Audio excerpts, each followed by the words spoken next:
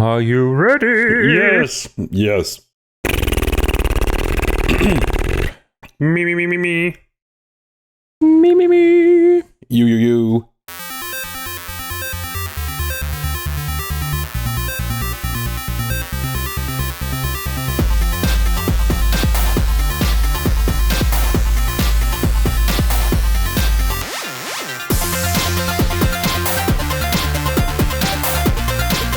Welcome to Pause Button with Storytime Gamer and Bob. A weekly podcast covering gaming news, reviews, and all things geek.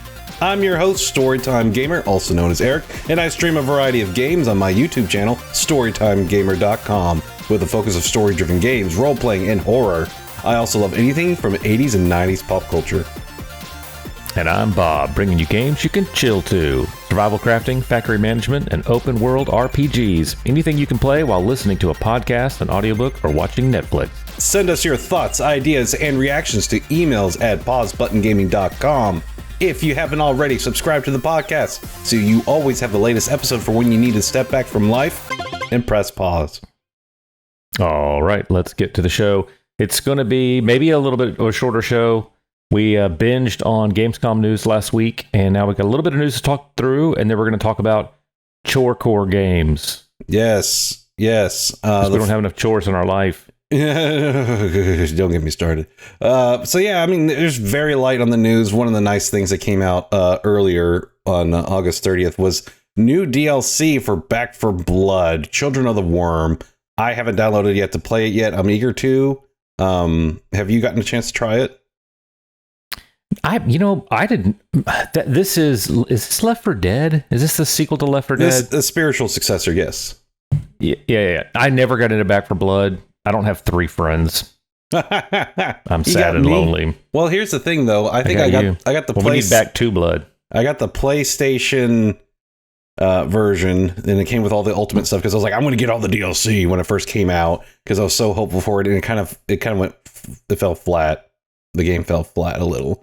It's fun to pick up, but not as good as Left 4 Dead 2. That was awesome game.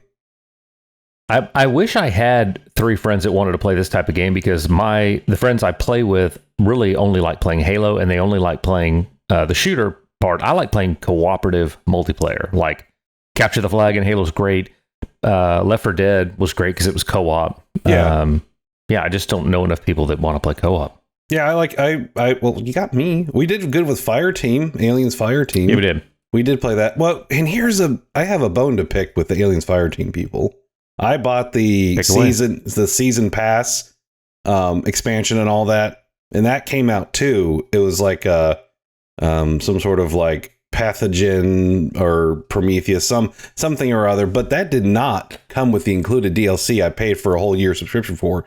It skated right past the year marker, like, oh, look, it's past 1 year. You have to pay up $15. So I decided not to buy it. I'm going to wait for a sale and buy that DLC because I'm just like, I mean, It was fun. It's fun. You get to play as a badass Marine and fight them xenomorphs. But then I didn't really want to throw that money in there.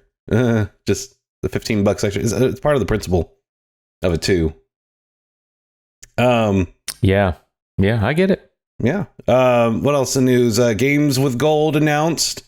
You get Gods Will Fall. Here, another title with fall. Why has everything got to be something with fall? Fallen. We were just talking about this with Gamescom. That's fallen. Everything's falling right now. Olympus has fallen. Everything is fallen. Gods with Fall. Double Kick Heroes. I never played that. It looks like an indie title. Original Xbox Thrillville. And one of my favorites, Xbox 360's Portal 2. Ooh. That's free in case you haven't played it. Pick it up, enjoy it. Which is such a good game. It is. And here's some sad news. We were just talking about Halo. Halo Infinite co-op is delayed. So sad. Because the local co-op campaign canceled. Is so good. I thought it was just delayed. It says canceled. Huh? Did you play the Infinite campaign? No, I was going to wait for co-op, I think, actually.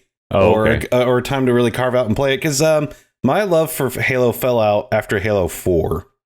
Honestly, I loved Halo 1, then loved Halo 2 more. Then Halo 3 Mwah. And then Reach is still the perfect Halo game out of all the other games. I think Halo Reach is the perfect one.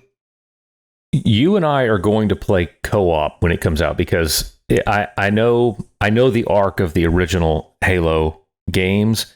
Halo Infinite's open world map and just its kind of sandbox gameplay it's awesome, Eric. I mean, it's wacky. It's got like that crazy Halo physics, like anything can happen. Mm-hmm. And I played it through twice on single player. It was a blast. Playing it together is going to be great. We'll crank up the difficulty and then just do crazy stuff. It'll be awesome. Well, I think I thought this headline said it's canceled entirely, the co-op. No. I swear it was delayed because it was originally delayed and they got delayed more. Let's just double check this because I swear it just said delayed, but I think they changed the headline now. Looking. Sorry, folks. The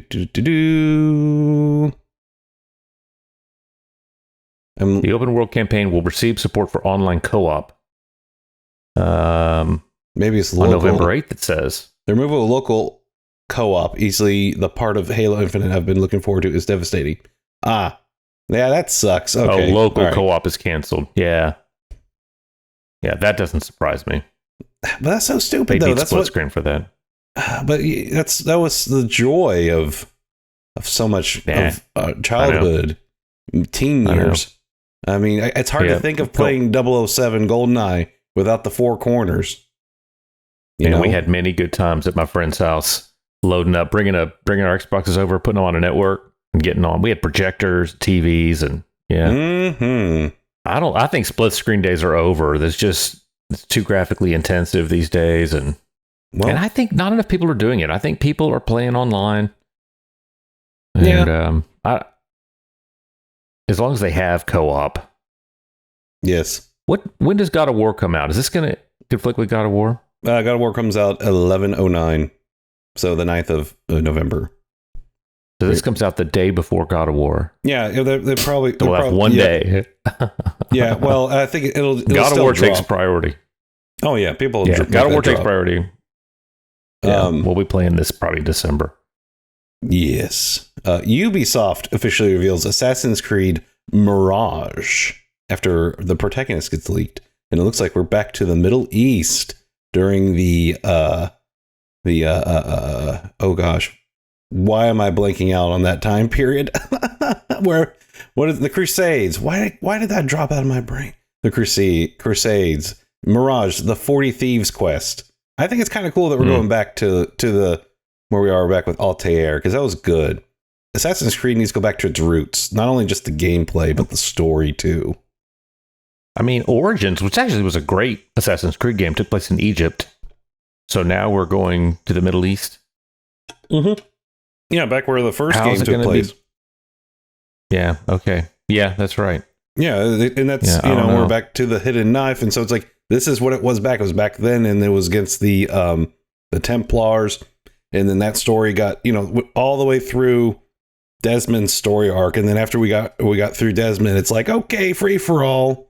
And it's just like, and there's like I feel like there's no central thing. I've tried the storylines in the Valhalla and Odyssey, and it's like, I still don't get it. It's not, it doesn't drive me as much. Yeah, I thought Assassin's Creed was going in the direction of, hey, we're not really about the Assassin's Creed story anymore. This game is really a platform for making an open world RPG game in various locales. And yeah, there's a story kind of as a pretext for having a game. That's how Valhalla felt. Because you had the story of Valhalla, which is fine. So yeah, I think it's a good core story. If they're going to go back to that, a good story is a good story. A good game is a good game. It doesn't really matter where it's set. Maybe they shouldn't get too hung up on that and just focus on give us a good, tight game. Yes. Don't give us a huge buffet. Right. And make us eat it all. Yeah, you take out those pieces and just focus on a good... I'd rather have 5 really good side quest missions than 100 mediocre missions. Yeah. Like, oh, here's your side quest, and it's like the whole side quest is collect 100 feathers, and that's all. 100%. Look, and then we can go all over the whole map and collect a feather from each. Like, no, No, and there's stuff still doing that today. Like when that Forspoken trailer or gameplay feature, like, look, there's treasure chests all over the map, and it's like mediocre rewards. Like, really, meh. Yeah, I say meh to you, good sir. You just can't get through an episode without hating on Forspoken, can you? Well, in recent memory, no. Do you it's not agree, even though? in the news, and you had to pause to hate on it. Are you going to defend Forspoken? You're going to be sorry. Oh, yeah. I already told you. I've already predicted. Check the audio. You're going to love Forspoken. We're going to come back to this audio, and I'm going to make a supercut of all of your criticisms. I'm going to make you listen to them. You're going to have to walk them all back. This sounds good. Yeah. I'm looking forward to it. Just like how I'm going to be great. I'm going to love the Skull and Bones game coming from Ubisoft, because I didn't say that. I poo-pooed on that already. I said no, stupid. Yeah. Because there's already that other Tortuga game coming out. There's all these pirate sims coming out immediately. Terrible. Terrible games. Call of Duty. Duty.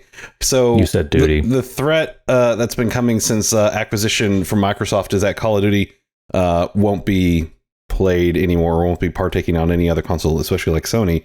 So Microsoft says there are several more years of Call of Duty, which either in here, it's not a bad thing.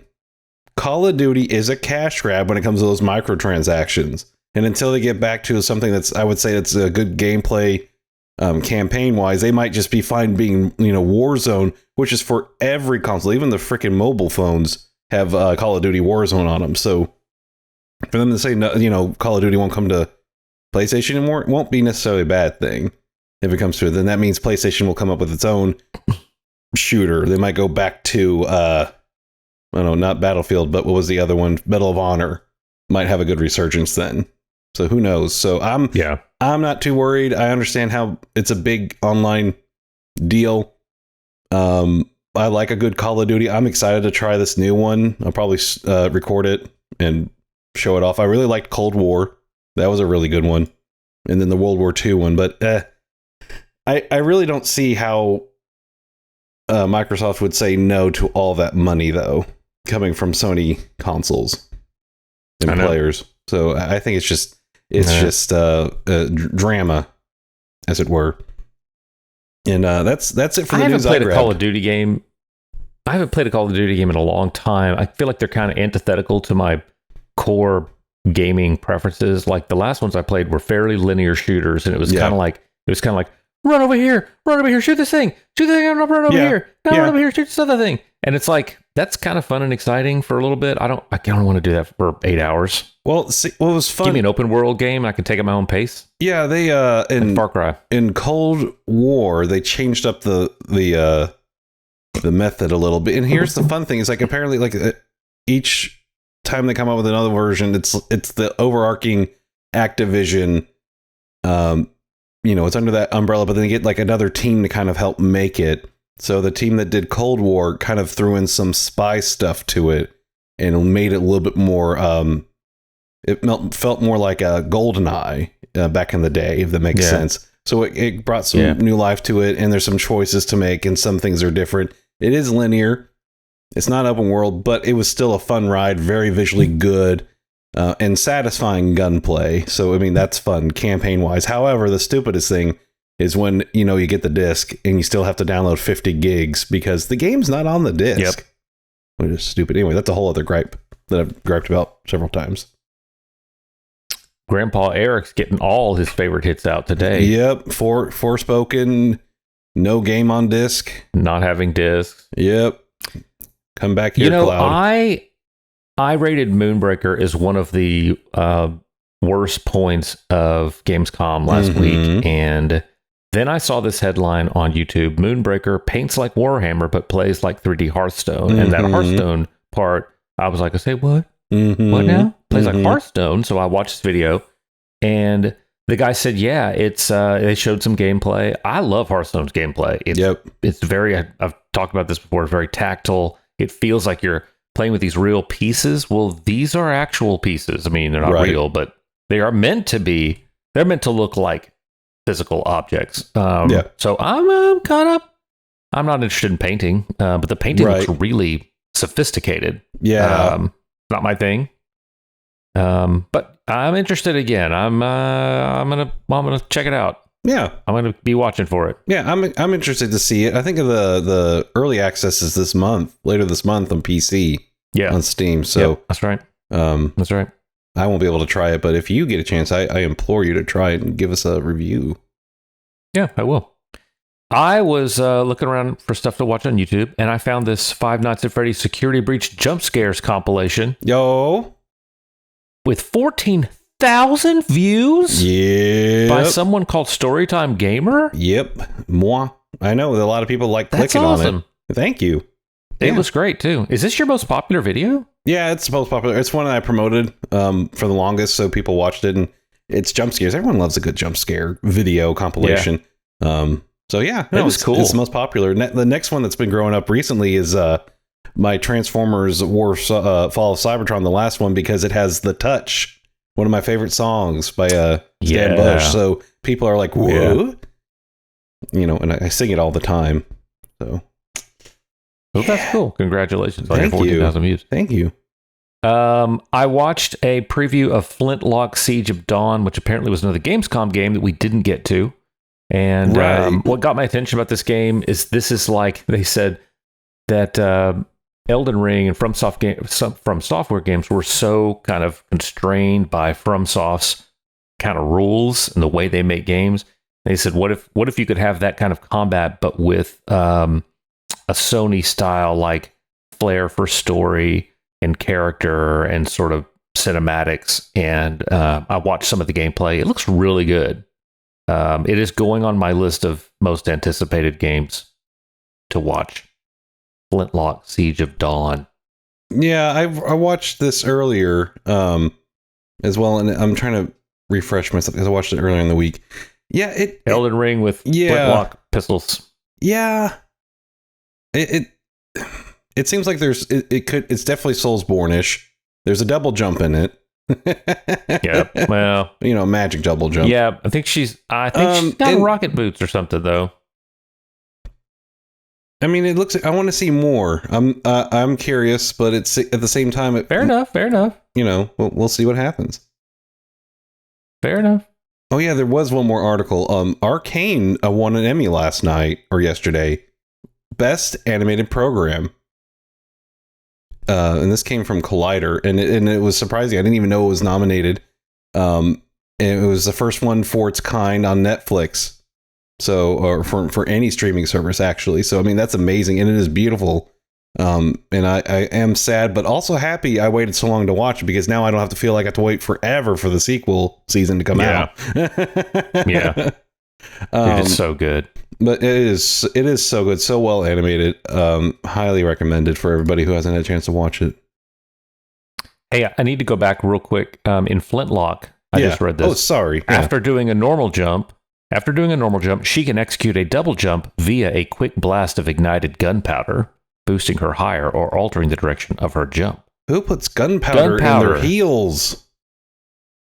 Dude, have you ever tried it? Oh, not yet, but maybe we need to try this sometime. That's all I need. I need a plausible explanation for a double jump. That's it. Gunpowder in your heels will definitely get the job done. Yeah. Okay, yeah. Are you going to get Steel Rising this week? Comes out Thursday. I'm gonna wait. I think I'm gonna hold off unless it was on Game Pass. I don't think it's on Game Pass.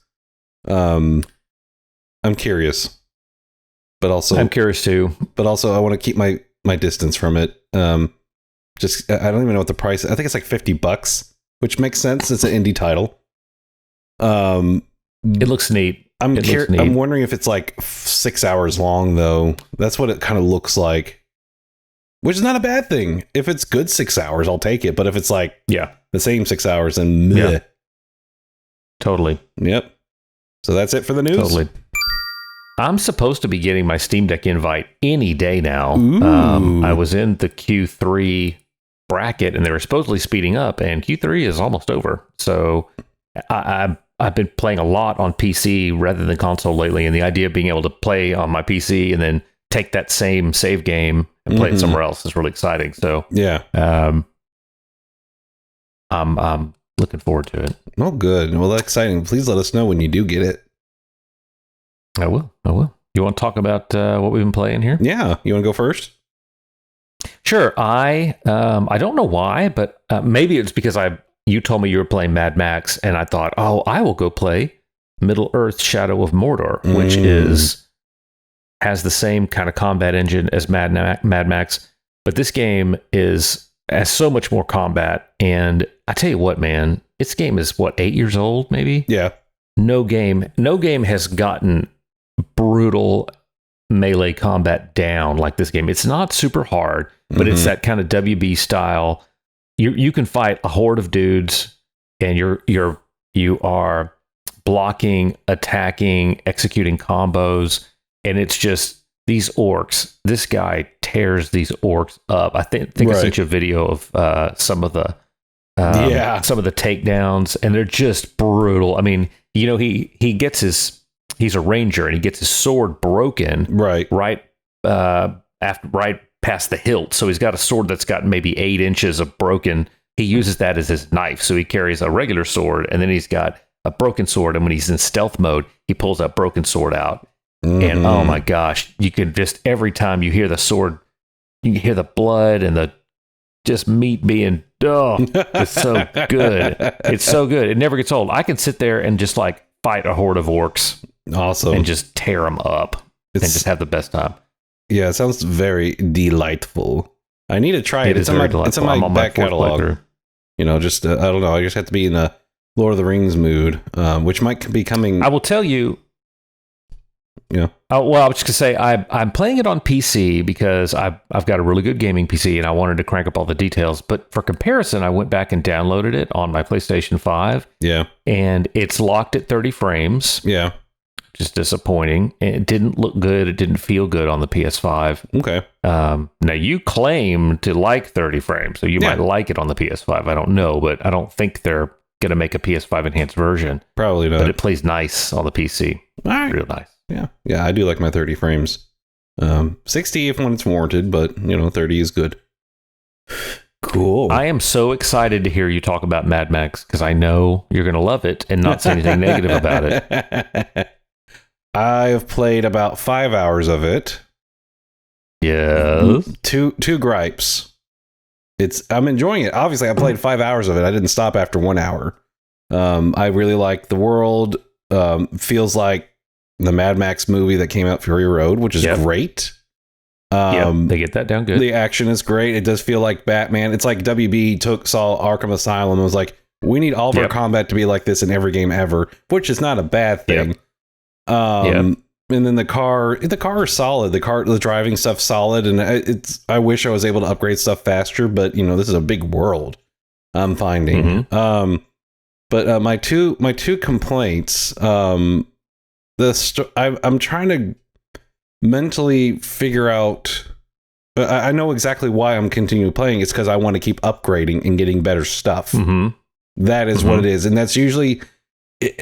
But for me, it's like I like to do stuff when there's a story involved too, and this is lacking more solid story. More instead of right now, it's like I need my car, I need a better car, and my car needs to be better. I'm like, I get it, yeah, okay, you're mad, Max, I get it. So that's one complaint. And what the game developer should have done in the beginning. Now, I don't know if you remember what happened in the beginning, but the beginning has this really cool cinematic where he's fighting the big mean bad guy.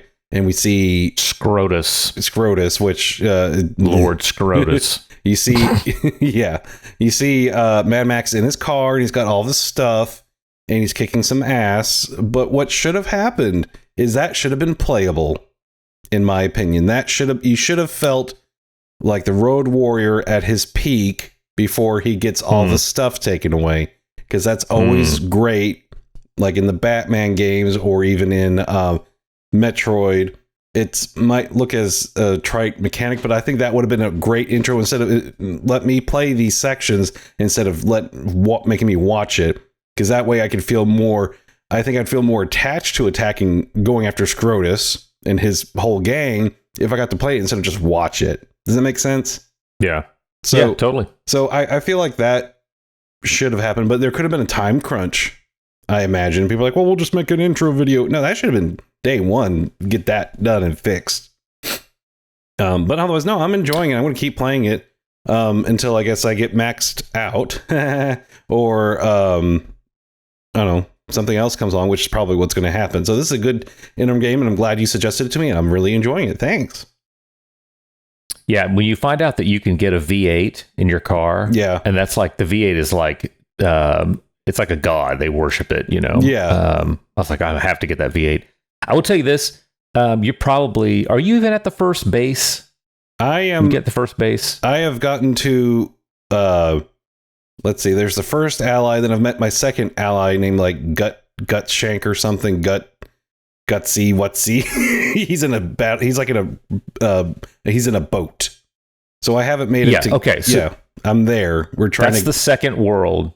Yeah. The second world is in a kind of like a ship that is stranded in the desert. Mm-hmm. The third one is in a nuclear silo, like cooling silo. Yeah.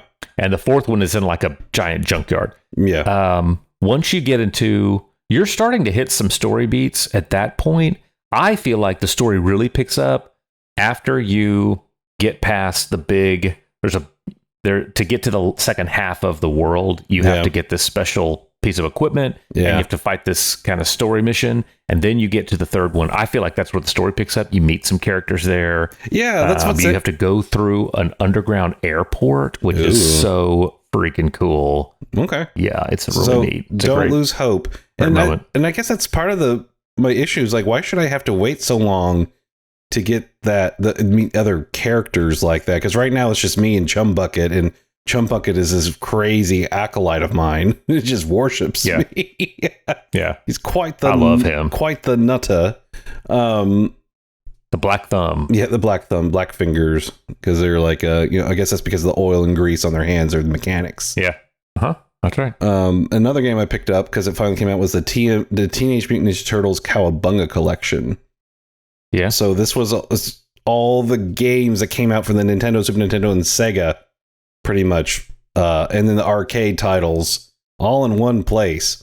I didn't like I had to pay $40 for it, but I'm happy to have it all in one little location now so I can play them anytime I want. Even the old Game Boy games I used to play all the time.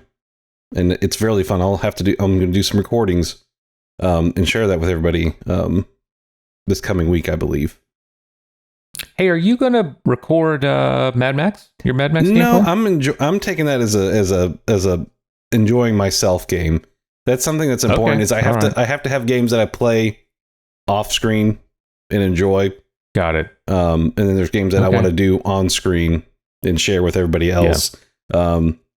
Because there is a part of me that wants to do God of War, just me and the game, and just kind of get immersed and enjoy it. But I'm going to record it because it's one of those like time capsule things. But no, I'm enjoying Mad Max on the side in the own time. Yeah, does that hurt your feelings? I'm sorry. I would watch you play Mad Max because I love it so much. I would like to watch you experience it. But I get it, dude. I get it. Okay. Sometimes I just want to lose myself in the story. Yeah. Because it's so good. It is. I'm enjoying it. I will keep you posted. Watch Rings of Power? Yes. I did too. Well, I want to watch more. There's that. It's not like, I didn't get that feeling. I want to watch more.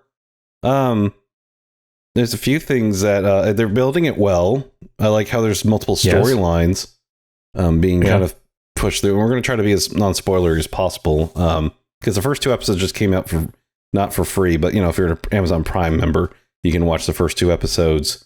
And it comes one each Friday. I don't know how many there's going to be for this season. But it's an interesting setup. Definitely Galadriel's a badass, she's awesome. I like her. I like that character. I like they're I forget what they're calling them in the show, but they're hobbits, essentially, ancestors of hobbits, because this is a prequel. Harfoots. Yeah, I like them. Harfoots. And there's things that they are capturing, I think, from the movies, which is important, like how the hobbits are acting and portrayed, and the set designs and costumes look great, except for whatever armor the elves are wearing on the boat. Look like cheap plastic. Yeah. When they were sailing. Yeah. And I mean, if you're going to sail on a boat, why don't you have a chair to sit in? That's what I was wondering too. Why you have to stand up I mean, they're not even talking to each other. They're just going to stand in a row and just stand on this boat. Like, how long does it take for this journey? A boat's rocking. Right. Like, she swam back, so it can't take that long. But like, boats rocking and stuff. They just stand there with their swords. That was very odd. I tell you what, this would have been so easy to screw up in so many ways. Yeah, and I'm like you. I'm like, I want to watch more. I'm not like, I can't wait for the next episode to come out. Level of anticipation, but yeah, they're hitting a lot of right notes. I'm interested. But man, have they avoided some screw ups. I was talking to my wife about it, and she said, like they screwed up Wheel of Time. Yeah. And I didn't think they screwed up Wheel of Time, but there were some things they could have done better in Wheel of Time. And they did those well here. So, yeah, good job so far. I think on Rings of Power. One of these things, it felt like a movie.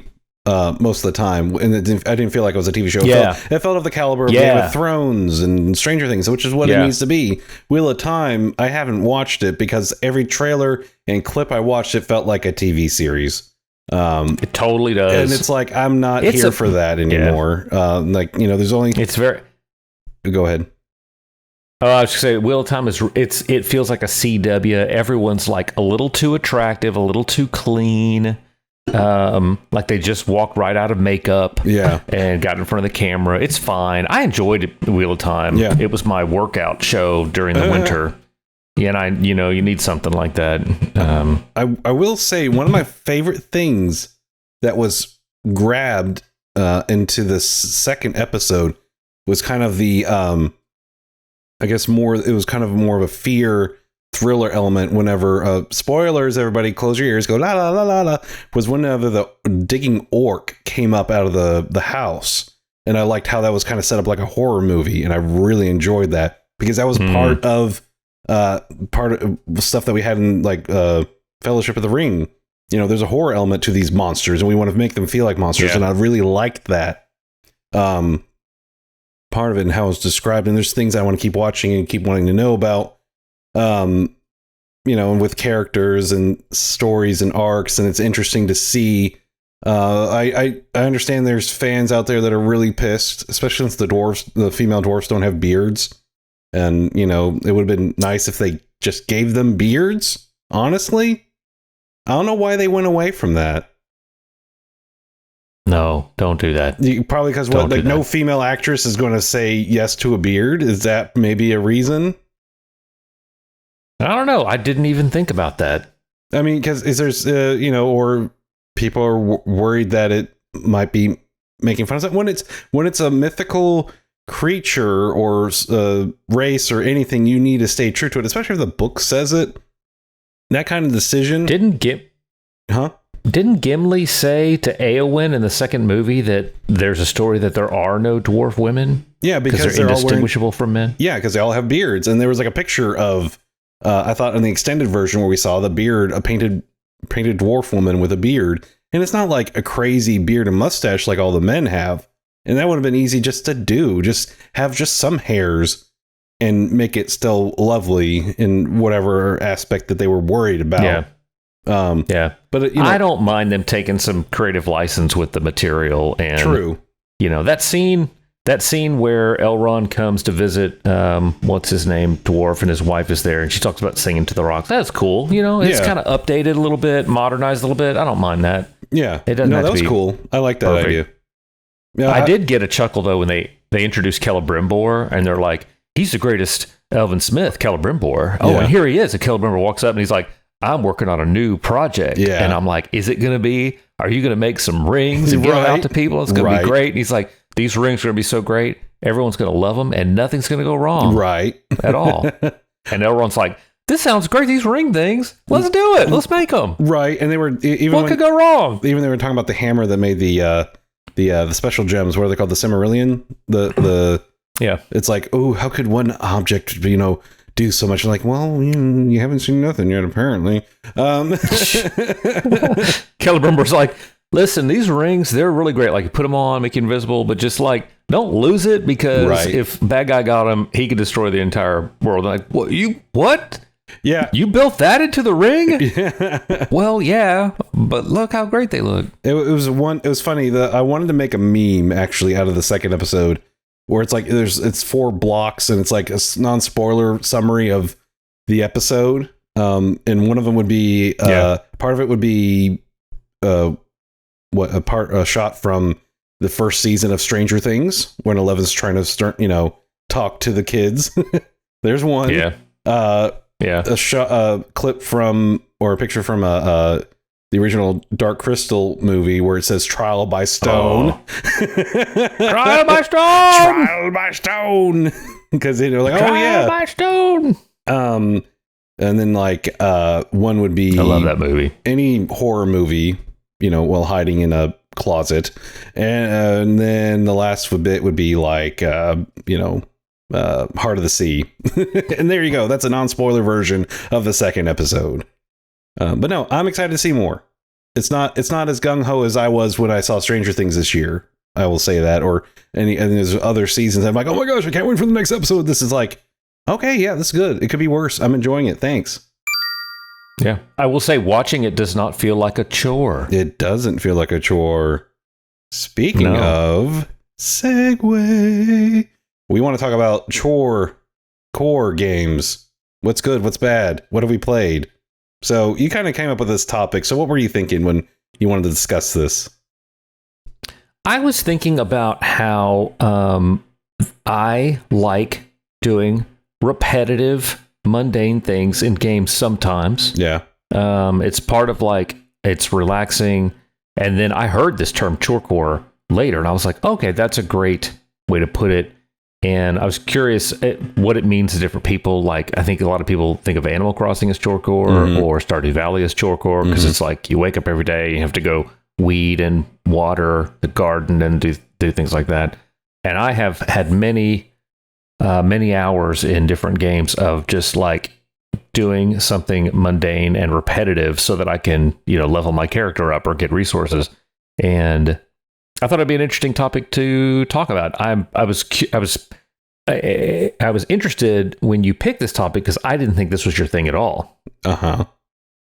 Well, Chorecore games. Well, I mean, there's plenty of chores and things to do in other games that I enjoy doing.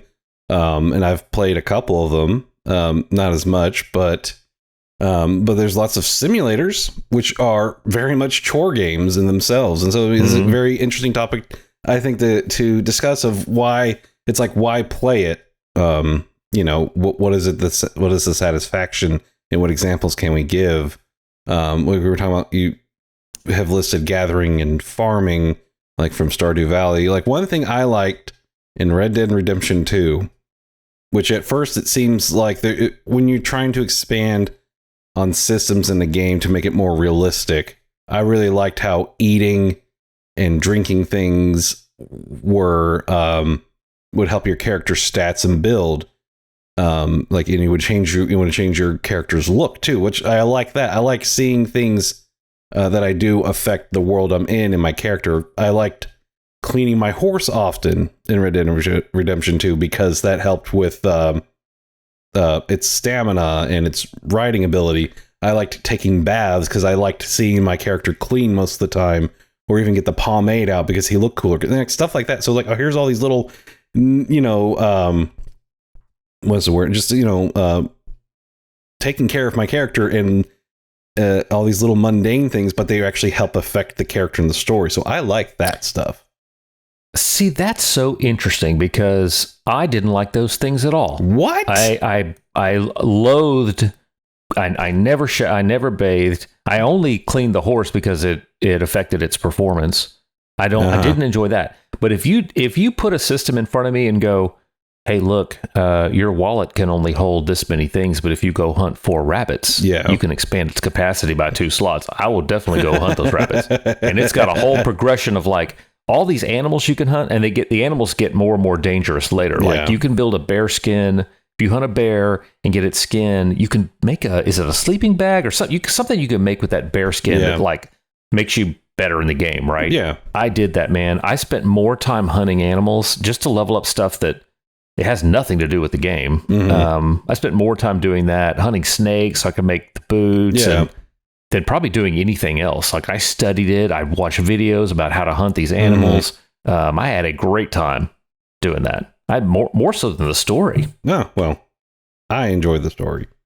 I know, because you're storytime game. Yeah, storytime game. Actually, the story in Red Dead Redemption was great. Oh yeah, it was a really good story. But I really enjoyed the farming. But it is easy to get distracted in that game too. So I understand. It's like all these games are coming out. Like if here's hunting simulator, I'm like, I'd rather play Red Dead Redemption 2 if I was going to do a hunting simulator. I know, man, because that feels more realistic. And Far Cry has that. Far Cry, starting with, I don't know, at least 3 all the way to 6 has, well, less so in 6, but it's got that thing of, hey, you can only hold 30 rounds of such and such ammo. Boo. But if you go kill this turtle, yeah, you can make a turtle skin ammo bag and you can carry more. I would do that all day. Just make me a new Far Cry game and give me different stuff to upgrade.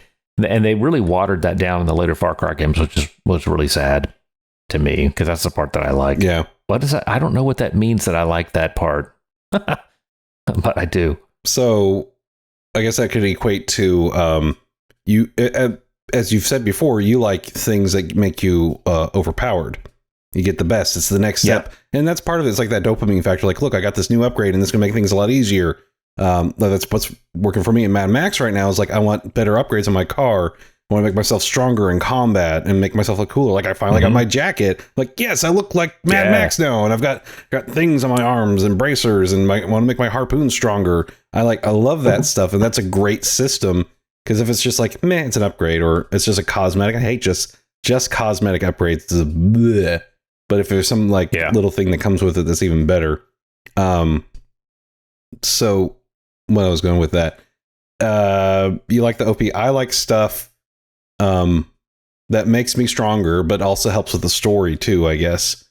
For instance, Mass Effect 2, you have the choice of upgrading your ship and doing these extra missions with NPCs. Like, they could be, I mean, they're side quests, but they're things you have to go do. You don't have to do them, but you have to do activities and things in order to upgrade your ship and upgrade your characters so that they can survive that last suicide run. Because that depends, all those factors you did to do things or not do things, you'll survive the whole thing or not. Yep. So I don't know if that's... Honestly, I love stuff like that. I want to get like as overpowered as possible before I go into that last mission. Oh yeah. I want every advantage. Now I do see you on your list here, fishing. You don't like fishing. So fishing in games. I don't like fishing either. I hate fishing mini games. Yeah, it's just like, why? Far Cry has them. Cult of the Lamb has a fishing mini game. I don't know. People like them. I mean, they added fishing to, is it Skyrim? Yeah, you fish in Skyrim. People got excited about it. I'm like, oh my God. No. At least in Cult of the Lamb, the fishing is fast. Yeah. You can see a shadow of the fish. You can throw the lure out to it, and you can see the fish swim to it. A lot of fishing games are throw the lure out, wait a random amount of time where you're sitting there doing nothing, and then reel a random amount of time where you're just measuring this bar against this other bar. And I hate it when they make you do it. Far Cry, they don't make you do it. Cult of the Lamb, I think to get certain upgrades, you have to do it. Yeah, I don't know. Fishing is not fun. Yeah, it's not fun. I don't like... most of the time. Red Dead, I don't like it in that. I don't like... I think... what is it? Animal Crossing. It's pretty simple. You throw it in and get something, and that's it. If you see like a certain bubbles in the water. I liked Zelda did it originally. When it started doing fishing, it made it simple. So I enjoyed it there, but it was a simple mechanic. But when most games are like, here's fishing, I'm like, screw this. I'm not doing this. Because I've had this weird thing happen now where I really enjoyed Cult of the Lamb. I got into it. I was having great fun with it. And I got I think I'm up to maybe 8 followers.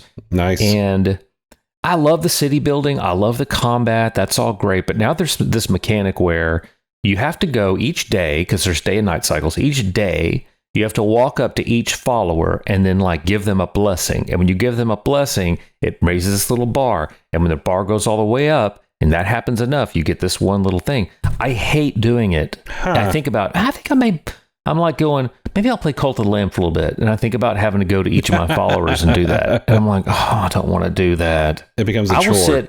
I will sit and just whack on bushes and stuff to get berries. I'll do that all day. But I don't want to walk up to these little followers and do the little menu thing and chase them around. I don't know which ones I've blessed, and they walk around. So like, I got to make sure I hit them all, because if I don't, then I'm missing out. Yep. I feel like I have to. It actually feels like a chore. Isn't that weird? Right. Yeah, no. And I don't want to do it. That's the whole thing, is when a part of a game becomes chorish, especially when it becomes when it's a simulator, it's like, why am I doing this? This is such a chore. You don't want to do it. Like talking to those NPCs, I get it. It's annoying. Yeah, but then you go to, like, you probably never played Green Hell. It's actually out on PlayStation now, but in Green Hell, you're in like a South American rainforest. It's probably not your type of game. It is a pure survival crafting game, and it's really hard. But like, I'm like, I need to build a shelter because I'm tired of the rain putting out my fire all the time. Yeah. I will spend an hour in real world time just chopping trees and gathering logs and stacking them up so that I can make a really badass shelter. Yeah. I'll do that, but I don't want to walk around and bless my followers. That's weird. I can't explain it. Is that because you're doing a task that's quicker versus, like, the repetitiveness of chopping in a tree probably takes less time than you to bless these people? And it seems more mature, more strenuous because you have to track them down, make sure you don't doubly bless. Yeah. Not as straightforward. Well, maybe that's why, because if you hit somebody who you've already blessed, then it's like a waste of time. And maybe it's because the menu, maybe it's just because the menu, you have to go through this menu and there's a sub menu, and I don't know. Oh, maybe. Something wrong with that. So Long Dark, I haven't tried that. That's another pure survival crafting game where you're in, it's kind of like the Canadian wilderness. It's sort of post-apocalyptic in that you're completely alone and there's a lot of abandoned buildings and there's no power, but it's like nature's kind of taken over. So there's wolves and deer. The first time you crafting a bow and arrow is really, really hard. You have to find this certain type of wood. Yeah. You have to usually do multi-day treks across the map, which are really dangerous because you can freeze to death. You can starve to death. You could run into a bear that will maul you. But if you can make a bow and arrow and you can shoot a deer with it, and it's really hard to shoot and kill a deer with a bow and arrow, but if you do it, you will have all this meat. And it takes you like a full day to like skin the deer and cut up all its meat and haul it back to your shelter. And then you can like lay the meat out in the snow and it'll be good for days. This sounds more difficult than any. Well, I wouldn't say any. I'd rather fight certain Elden Ring bosses than do that. I know. But it's a game where it's like, it's hard, but it's more, you're trading time for difficulty. Right. Like if you're careful and you stockpile frozen or melted snow and you stockpile the stuff and you take your time, you can do things that are hard. And it feels awesome to do that, Yeah, you can't just run out into the wilderness without proper supplies and stuff. Yeah, when it makes it too simple, like Minecraft, just do this and bam, you can make this one item. When it's like, no, you gotta make the wood and then you gotta chop it down and bend it just right. No, I get it. The raft, I've seen some playthroughs of that, and that looked like fun. Just kind of a little bit more simple, not as detailed as the Long Dark, it sounds like, when crafting certain things. Yeah, weirdly enough, it's probably actually more complex than Long Dark because the crafting actually gets really deep. Yeah, you can build some crazy stuff in Raft when you get further in. I mean, it's fun because it starts off and you're literally standing on a plank in the middle of the ocean and there's garbage floating towards you. Yeah. And by the end of the game, your raft is an enormous multi-level boat with an engine and all this stuff because you built all these things on it. Yeah, Raft is a lot of fun. I like mining in Minecraft and Terraria where you're like, I need to go get some ore today. And it's randomly dispersed in the rock. I can sit and just hit stone with a pickaxe looking for ore, collecting it. Enjoy that. Gotcha. Okay. So what would be a difference between, it sounds like, you have survival games, but then you have a game that is a chore game.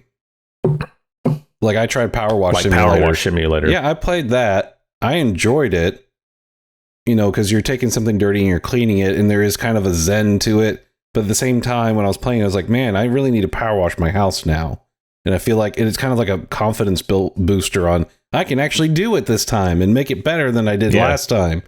And I guess when it comes to a game like that, or even Lawnmower Simulator, Unpacked. Have you seen Unpacked? It's an indie title. I have. Yeah, I have. It's more story.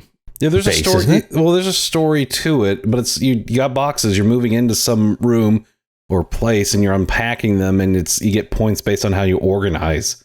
And so there's a bit of zen to it, but it's a chore. It's something you normally would do in the real world. So how is it escapism? And I guess that's the question: is when does it go from chill to chore when you're playing a game? And since you are the resident expert on chill games to chill to, as you say, and what for you? When does it become chill? When does it go from chore to chill, or chill to chore? What an interesting question. I don't know. I feel like I need to be working, oddly enough, working towards something. Like my labor needs to equate into something. So like I'll spend an hour in Subnautica collecting a particular element, just collecting it, just like get a whole bunch, take it back to my ship, get a whole bunch, take it back to my ship, so that later when it's time to build, I can just build freely, almost like you're in a creative mode. Like I'll do that if there's an outcome. Like just to build an awesome underwater base in Subnautica is worth my time doing. What's not, when I played Power Wash Simulator, it's, what do you get at the end? They're like, all right, the garage is clean, move on to the backyard. Well, I don't know. Show me the clean garage. I don't know. I felt like my time is gone. Whereas in Subnautica, like my base, as I go through the rest of the game, I'm like, look at that awesome base I made. Right. I see it all the time.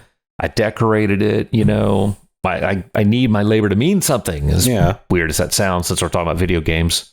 Yeah, no, yeah. So you want it to mean something. You want something in the end. You want a good, either, I guess, monument of your hard work or an upgrade that makes the game more interesting. Right. And that's in Power Wash Simulator, you do get upgrades. Like here's a nozzle that'll make it easier to clean this or that. So the time it took you to clean out this whole area, you're like, well, I'm going to go back and clean it faster and get a better bonus, which, that could be fun. But Unpacked, I don't even know. I haven't tried it to see what kind of things turn out. And if it's like always random objects you get to see what happens. And then Lawnmower Simulator, it'll make me feel guilty if it's like, I need to go mow my lawn, but, I'm going to do this instead.